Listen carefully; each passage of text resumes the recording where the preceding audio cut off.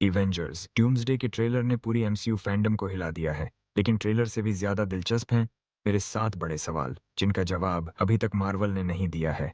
पहला सवाल, अगर डॉक्टर डूम आ रहा है तो कैंग का क्या हुआ? हम सब जानते हैं कि लोकी के सीजन 2 के बाद टीवीए पूरे मल्टीवर्स को मैनेज कर रही है और लोकी खुद मल्टीवर्स को संभाल रहा है। इसके अलावा कैंग के हजारों वेरिएंट्स भी मौजूद हैं। तो फिर अचानक डॉक्टर डूम कहां से आ गया? क्या डॉक्टर डूम ने कैंग की टेक्नोलॉजी पर कब्जा कर लिया है? क्या डूम ने सभी कैंग्स को खत्म कर दिया है मार्वल? इसका जवाब कैसे देगा? अब बात करते हैं दूसरे सवाल की। डॉक्टर डूम टोनी स्टार्क जैसा क्यों दिख रहा है? ये बात फैंस को सबसे ज्यादा परेशान कर रही है। इसके पीछे कई थ्योरीज चल रही हैं। पहली थ्योरी ये है कि डॉक्टर डूम किसी दूसरी रियलिटी का टोनी स्टार्क है, जिसने अलग सिचुएशन की वजह से डॉक्टर डूम का रास्ता चुन लिया। दूसरी थ्योरी ये कहती है कि विक्टर वॉन डूम और टोनी स्टार्क के बीच कोई गहरा मल्टीवर्सल कनेक्शन है। और तीसरी थ्योरी सबसे ज्यादा दिलचस्प है। हो सकता है कि मार्वल हमें यह दिखाना चाहती हो कि एक हीरो और एक विलन के बीच सिर्फ एक फैसले का फर्क होता है। अब आते हैं तीसरे और सबसे बड़े सवाल पर। शैंग-ची के 10 रिंग्स आखिर किसको सिग्नल भेज रहे थे?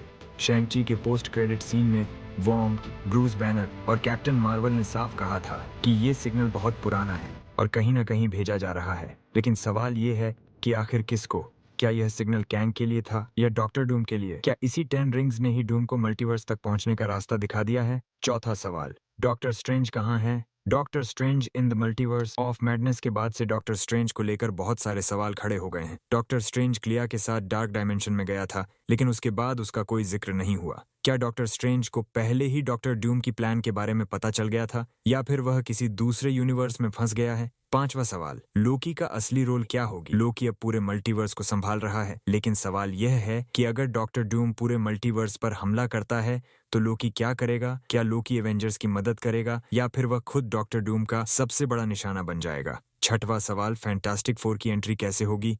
अब जब फैंटास्टिक फोर की एंट्री हो चुकी है तो एक बहुत बड़ा सवाल सामने आता है। क्या डॉक्टर डूम उनके ही यूनिवर्स से आया है? और अगर ऐसा है तो क्या पूरा फैंटास्टिक फोर का यूनिवर्स खत्म हो चुका है? सातवां सवाल, क्या वांडा सच में मर चुकी है? वांडा जैसे पावरफुल कैरेक्टर को मार्वल इतनी आसानी से अलविदा नहीं कहेगा। क्या वांडा वापस आएगी? और अगर वह वापस आती है तो क्या वह एवेंजर्स का साथ देगी या फिर डॉक्टर डूम का?